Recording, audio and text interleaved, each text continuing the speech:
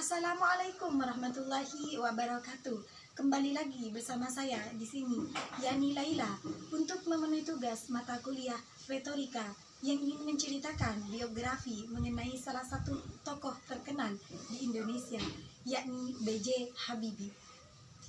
Siapa yang tidak tahu dengan satu tokoh ini, sang presiden ahli pesawat terbang yang visioner. Bahrudin Yusuf Habibie merupakan nama lengkap dari B.J. Habibie.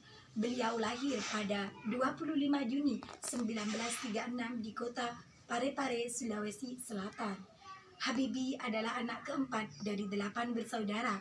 Ayahnya bernama Alwi Abdul Jalil Habibie. Beliau adalah seorang ahli pertanian dan berasal dari Gorontalo.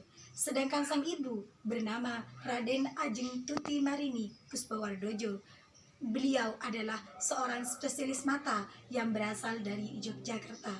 Habibie juga tumbuh dalam keluarga yang religius, di mana ayah beliau seringkali membacakan ayat suci Al-Quran semenjak beliau kecil.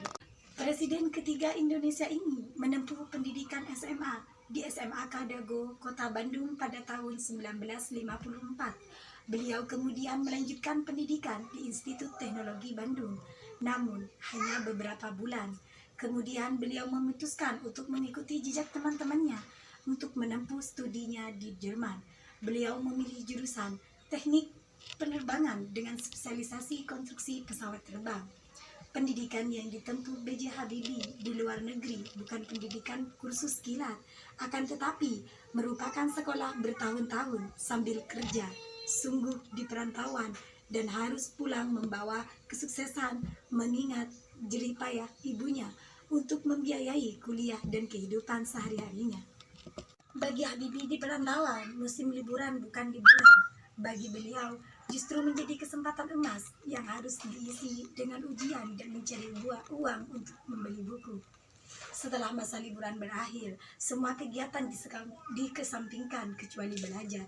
Berbeda dengan teman-teman yang lain, mereka lebih banyak menggunakan waktu liburan untuk musim panas, untuk bekerja, mencari pengalaman, uang, dan tanpa mengikuti ujian.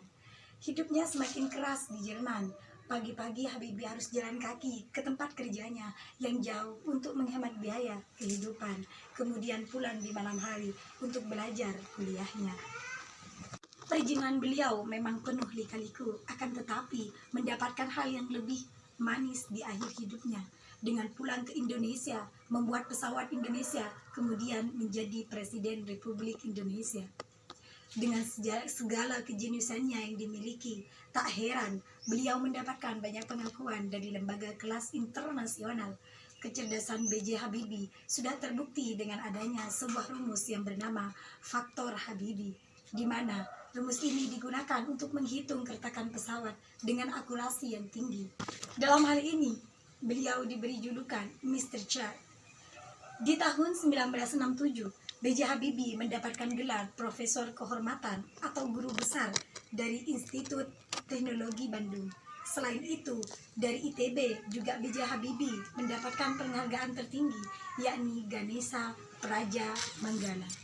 Mungkin hanya itu biografi dari seorang tokoh B.J. Habibie. Kurang lebihnya mohon maaf. Wassalamualaikum warahmatullahi wabarakatuh.